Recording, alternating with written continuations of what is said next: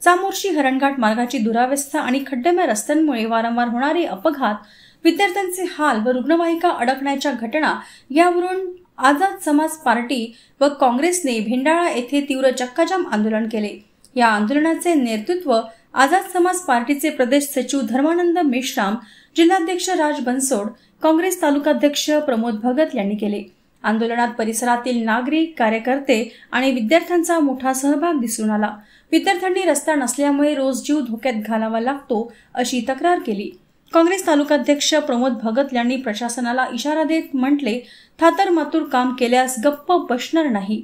तर आझाद समाज पार्टीचे जिल्हाध्यक्ष राज बनसोड म्हणाले, जिल्हाधिकारी आदेशानंतरही प्रशासन झोपेत आहे। अजूनही रस्ता न दुरुस्त झाल्यास येत्या 10 दिवसात चामोर्शीत हजारोंच्या संख्येने महाआंदोलन करू। आंदोलनस्थळी बांधकाम विभागाचे बड्डे यांनी भेट देऊन रस्ता त्वरित पूर्ण करण्याचे आश्वासन दिले।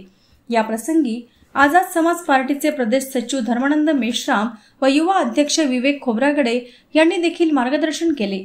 या आंदोलनात सहभागी आसपाचे हंसराज उराडे, प्रकाश बनसोड, खुशाल मरसकोल्हे, सोनाक्षी लभाने, शोभा खोब्रागडे, सविता बांबोळे, सतीश दुर्गमवार, सोनू कुमरे आदी पदाधिकारी व कार्यकर्ते, तर काँग्रेसकडून दिलीप वनकर, राजेश ठाकूर, निकेश गद्देवार, प्रेमानंद गोंगले, हेमंत कोवासे, राहुल पोरतेट यांची उपस्थिती होती।